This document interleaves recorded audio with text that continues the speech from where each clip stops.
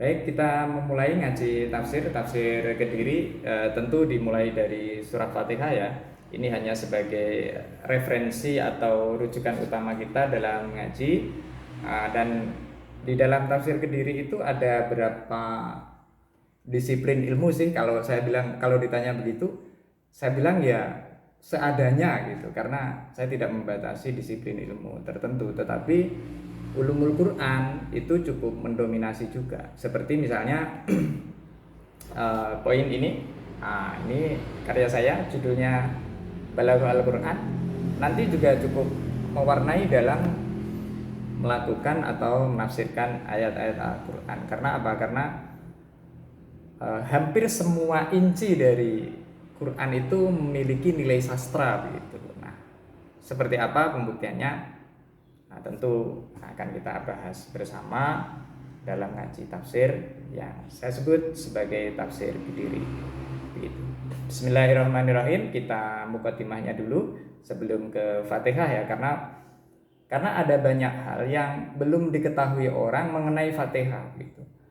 Dan lazim bagi kita itu ketika ada orang terkenal itu punya sebutan lain dari namanya yang asli gitu. Seperti Umar itu punya gelar Al-Faruq misalnya. Terus Abu Bakar punya gelar As-Siddiq. Kemudian Utsman punya gelar Dzun Nurain gitu. Dan lain sebagainya. Nah, karena orang-orang hebat itu punya gelar atau punya sebutan. Nah, Fatihah itu juga begitu gitu. Dia punya banyak nama ya. Yang pertama sebutannya adalah Ummul Kitab atau induknya Alkitab. Itu kalau kita terjemahkan di dalam kamus-kamus bahasa Arab, itu artinya ibu atau induk. Kitab itu ya kitab suci begitu. Nah, Fatihah ini disebut Ummul Kitab karena begini. Karena dia menjadi induk dari beberapa surah yang lain gitu. Jadi dia induknya itu di Fatihah.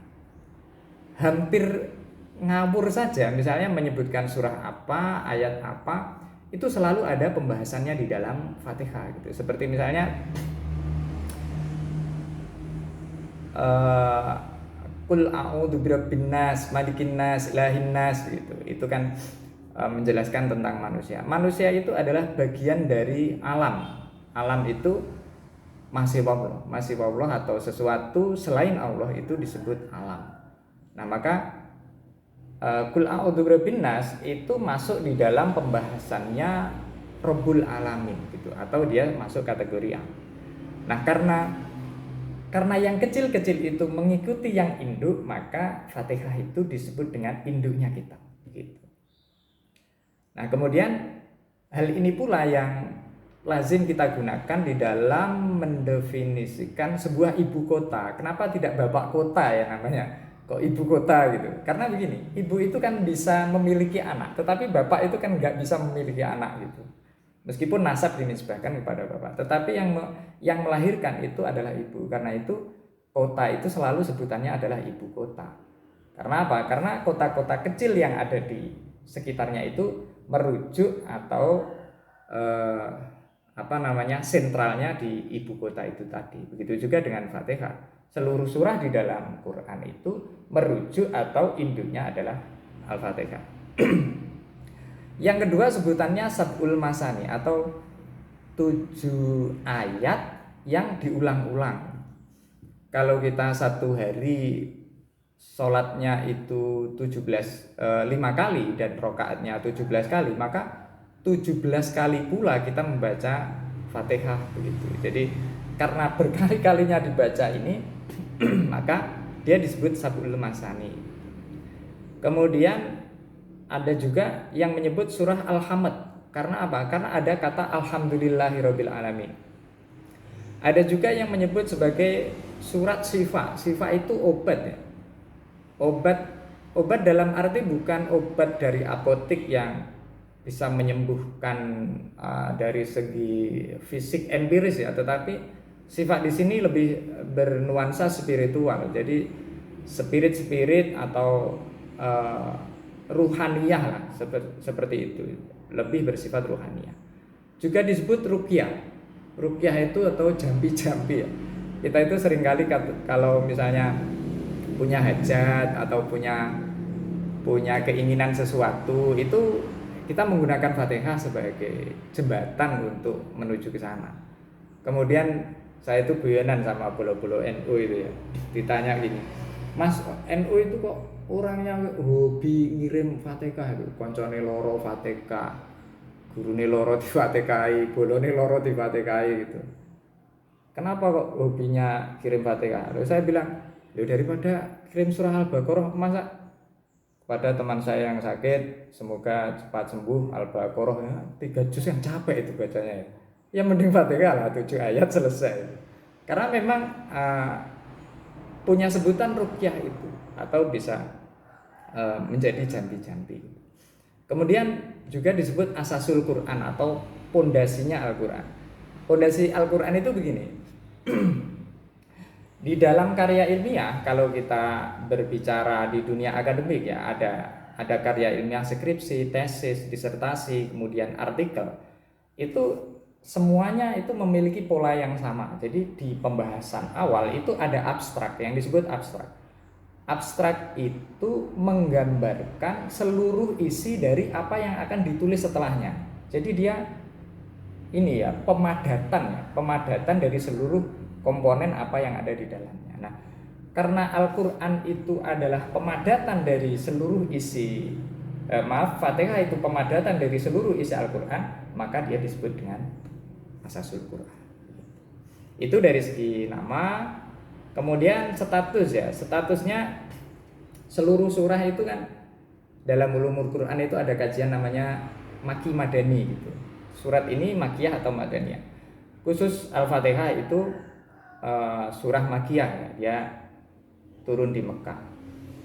Kemudian yang ketiga, Al-Fatihah itu kenapa sih kok diletakkan pertama gitu? Padahal surah yang pertama kali turun itu bukan Fatihah itu. Surah yang pertama kali turun itu surat Al-Alaq, Iqra bismi rabbikal ladzi khalaq. Itu urutan surah ke-96. Nah, padahal itu turunnya itu pertama kali surah Al-Alaq itu. Tapi kenapa surah Al-Fatihah itu diletakkan pertama gitu? Jawabannya itu tauqifi jawaban. Tauqifi itu susunan surah dari Fatihah sampai An-Nas seperti yang kita lihat sekarang ini itu berdasarkan petunjuk Nabi. Nah, orang yang tahu susunan surah dari Fatihah sampai An-Nas selesai itu hanya 2 sahabat. Yang pertama sahabat Utsman bin Affan, yang kedua adalah sahabat maaf ini yang jadi sekretaris Nabi ini Zaid bin Sabit ya, namanya Zaid bin Sabit. Jadi hanya 2 orang ini yang bertalaki dengan Nabi Zaid bin Sabit dan Utsman bin Affan yang membaca Quran dari Fatihah sampai An-Nas secara bergantian. Artinya sahabat lain itu tidak menangi seperti keistimewaan 2 sahabat Zaid bin Sabit dan Utsman bin Affan. Oleh karena itu ketika Abu Bakar menjadi khalifah, orang yang ditugaskan untuk mengumpulkan Al-Quran itu Zaid bin Sabit gitu. Karena Abu Bakar tahu kapasitas sahabat Zaid bin Sabit. Begitu juga ketika Utsman naik tahta menjadi khalifah, kemudian menunjuk orang untuk menyusun Al-Quran menjadi dibukukan yang awalnya berserakan belum tertata dengan rapi begitu. Nah, itu juga Zaid bin Sabit. Artinya apa? Artinya Zaid bin Sabit dan Utsman bin Affan itu memang diakui oleh kalangan sahabat orang yang menemui Al-Quran secara totalitas. Jadi sebenarnya Fatihah itu secara urutan itu nomor 5. Pertama Al-Alaq, kedua Al-Mudassir, keempat saya lupa ketiga keempat, tapi kelima itu Fatihah. Oleh karena itu, kenapa ini disusun pertama kali? Karena berdasarkan petunjuk Nabi atau yang disebut dengan tauqifi.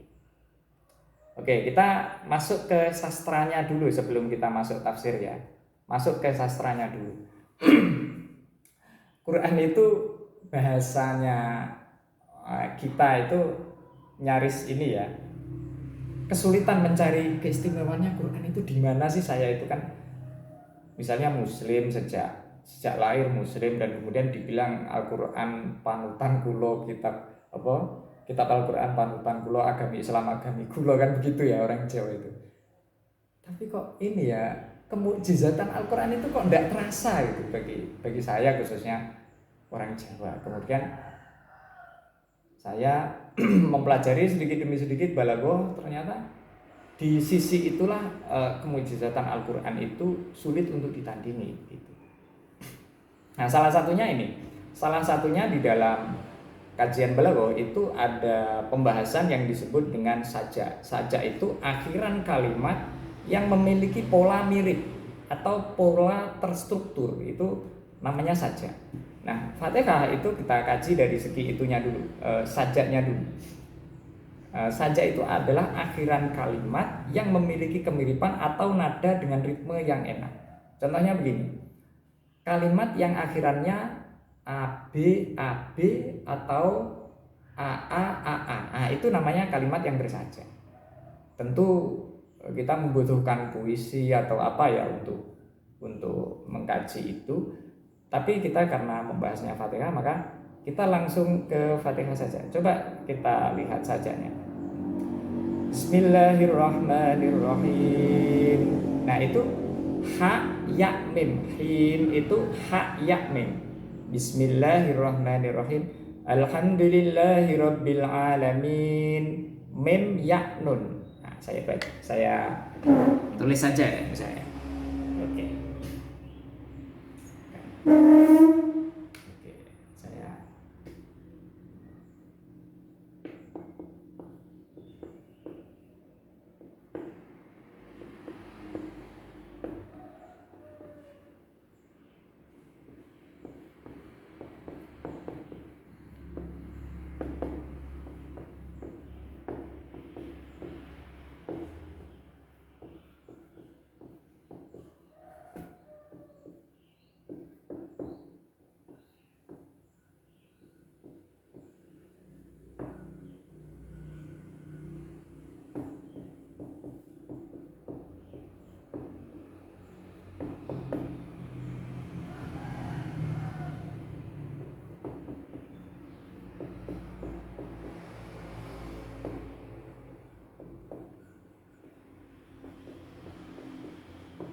Oke, kita melihat sastranya Fatihah itu dari segi saja ya, atau akhiran yang memiliki pola AA, AA atau AB, AB. Nah, Fatihah itu begini, dia him ini harokatnya kasroh, ini sukun, ini diwakofkan ya. Ini min itu juga begitu, ini kasroh semua, him juga begitu.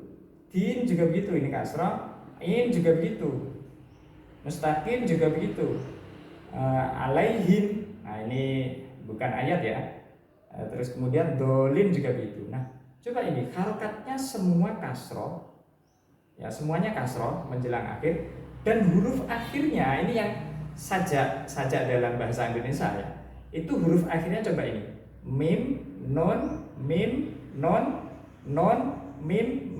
nun. Nah, itu pola saja yang unik dan dia memiliki kedekatan suara. Suaranya enak, ritmenya enak. Saya ceritanya begini, Mas, kenapa sih Quran itu banyak yang hafal ya? Karena Quran itu bersajak dan punya langgam alami. Maka saya menyebutkan selain bahasa Arab itu tidak bisa. Karena yang punya langgam alami itu adalah bahasa Arab. Langgam itu apa? Naik turunnya nada itu. Naik turunnya nada. Nah, itu yang menjadikan Quran itu mudah dihafal.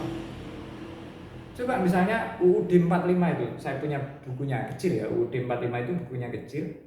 Tapi kok jarang orang yang hafal betul UUD 45 per kata ya, per huruf per kata. Jawabannya hanya satu, karena UUD 45 itu dia bahasa Indonesia dan bahasa Indonesia itu tidak punya langgam gitu. Nah, itu yang membuat orang itu sulit menghafal. Nah, beda dengan lagu.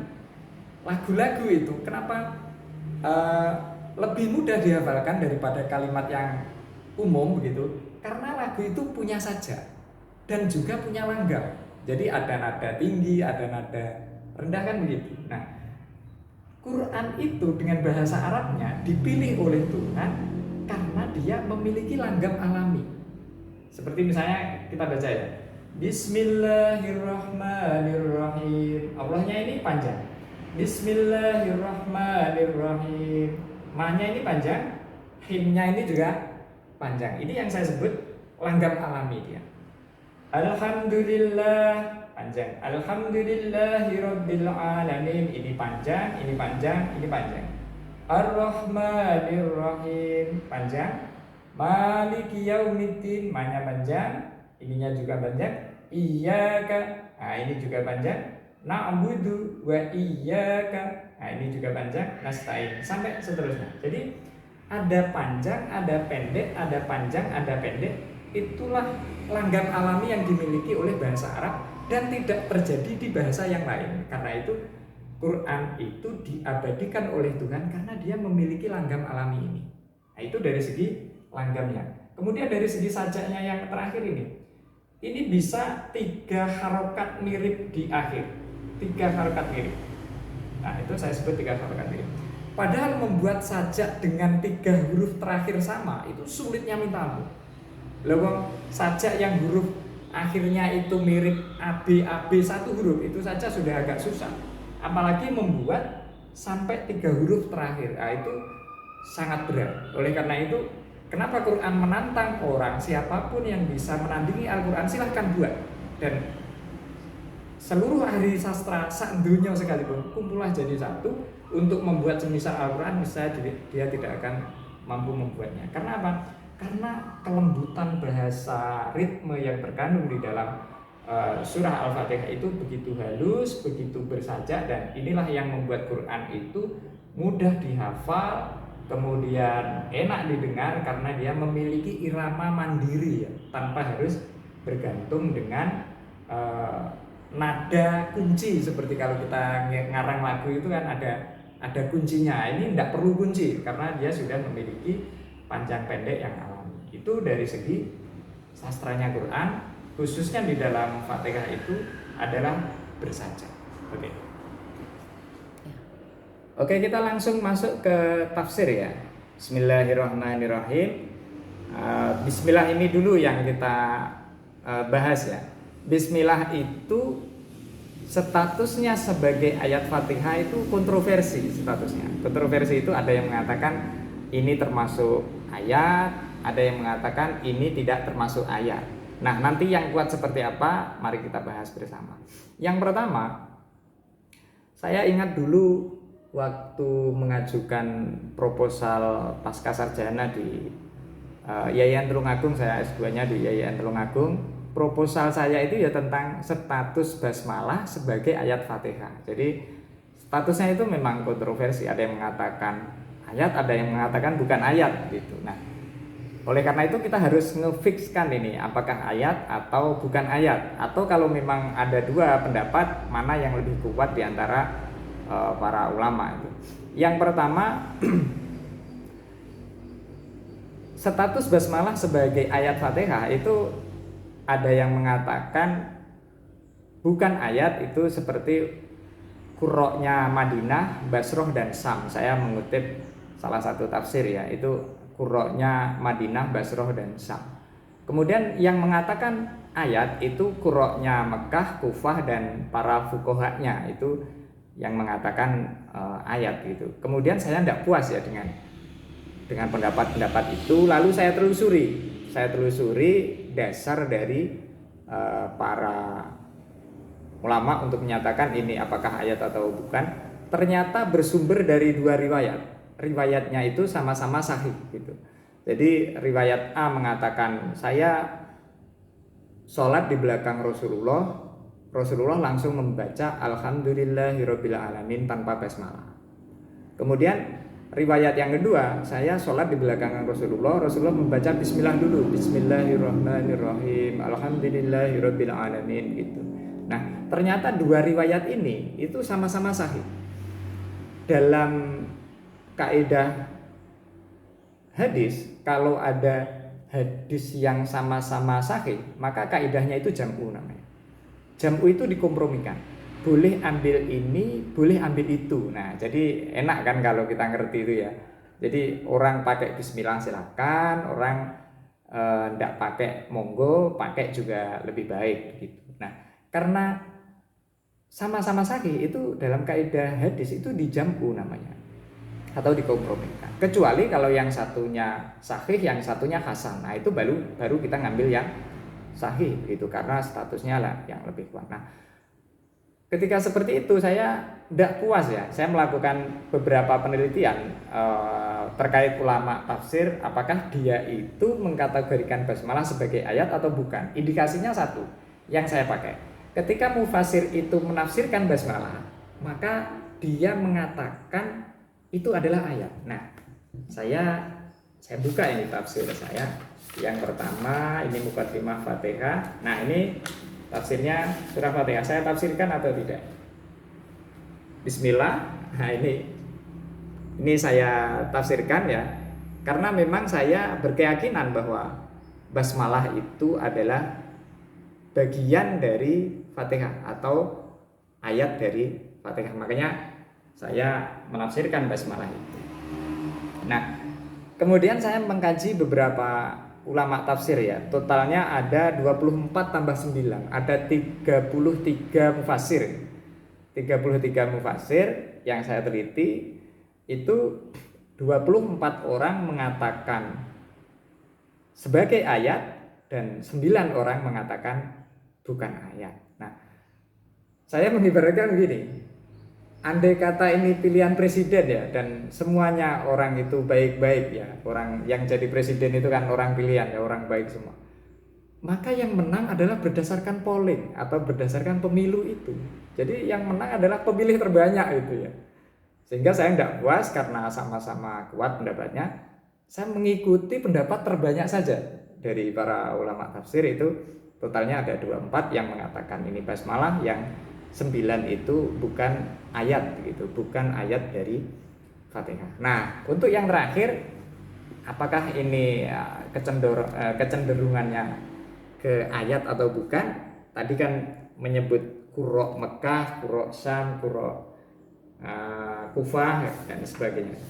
Kebetulan saya bawa tafsir, maaf bukan tafsir ya, kitab kiroat ya, kiroat Asroh ini yang 10 imam, dan ternyata di kiroah Asroh itu bisa dilihat ini untuk bagian Fatihah itu basmalah sudah masuk dalam kategori ayat pertama atau ayat 1. Jadi pendapat yang kuat ini dari kiroah yang mutawatirah ya, ada 10 imam qurra itu mengatakan sebagai ayat ya. Lebih amannya dibaca.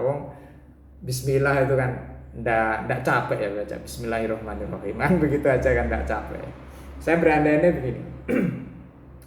Andai kata basmalah itu bukan ayat dan setiap kali saya sholat itu saya baca, maka saya mendapatkan pahala. Karena apa? Karena statusnya bukan ayat, tidak wajib dibaca, jadi turun menjadi sunnah. Kemudian yang kedua, seandainya basmalah itu betul-betul ayat dan terlanjur tidak dibaca, saya tidak tanggung jawab. Lebih aman baca saja. Jadi lebih padang, lebih dangan ketika dibaca begitu. Nah, perbedaan pendapat itu biasa ya. Yang luar biasa itu kan perbedaan pendapatan. Baik, itu saya kira untuk mukadimahnya. Bismillah, lalu kita masuk di tafsir ya. Bismillahirrahmanirrahim. Saya ketika nafsir ini menuliskan tafsir Kediri itu ada orientasi tafsir yang berbasis kata. Jadi satu kata saya tafsirkan, satu kata saya tafsirkan. Gitu. Ada juga yang berbasis kalimat, satu kalimat baru saya tafsirkan. Ada juga kalimatnya bersyarat. Jadi ini syarat, ini jawab, sehingga saya gandengkan antara syarat dan jawab. Nah, kebetulan di dalam basmalah ini satu persatu saya tafsirkan begitu. Baik. Dari satu kata bismi. Bismi itu kan kalau terjemahan bebas kita kan dengan menyebut nama gitu ya. Nah, kita lihat tulisannya. Bismillah itu saya tunjukkan lagi nih. Nah, okay. Nah, bismillah itu begini tulisannya. Bismillah itu kayak gini, Bismillah itu tulisannya. Nah, ini berbeda dengan tulisan Bismi Rabbika di dalam surah Al-Alaq surah ke-96. Tulisannya begini. Iqra Bismi Rabbika. Nah, di dalam Iqra itu atau surah Al-Alaq itu ada alifnya ini. Ada alifnya begini. Nah, ini ada alifnya. Apakah betul seperti itu? Coba kita cek ya. Jangan-jangan nanti saya dianggap ngarang ya. Ini tidak apa-apa deh. Al-Qur'annya sudah lama ya. Surah Al-Alaq itu surah ke-96. Ya, ini bisa dilihat ya di kamera. Ini ada alifnya. Iqra bismi rabbika. Sementara bismillah itu tidak ada alifnya. Ini bismillah langsung ya. Bukan biismi ya, tapi bismi langsung. Begitu. Jadi ada alifnya dan tidak ada alifnya. Kalau bismillah itu tidak ada alifnya, kalau bismi rabbika itu ada alifnya. Nah, kemudian apa pengaruhnya di dalam kajian tafsir? Tentu ada pengaruhnya ya dalam kajian tafsir ketika tulisannya berbeda, itu maknanya juga sedikit berbeda. Saya nggak puas ya baca tafsir yang kecil-kecil ya. Akhirnya baca tafsir yang agak ekstrim lah, kira-kira begitu. Misalnya yang pertama itu, ketika saya belum menemukan jawabannya, saya cari tafsir itu sampai ketemu jawabannya. Jawaban yang pertama saya temukan di An-Nukat wal Uyun ya, nama tafsirnya An-Nukat wal Uyun. Tafsir ini belum begitu populer ya di kalangan pesantren maupun akademisi karena begini, mereka itu lebih banyak menggunakan tafsir Jalalain. Secara umum Indonesia, Jawa itu kan secara umum Jalalain. Padahal Jalalain itu yang ngarang Jalaluddin Asyuyuti dan Jalaluddin Al-Mahali gitu.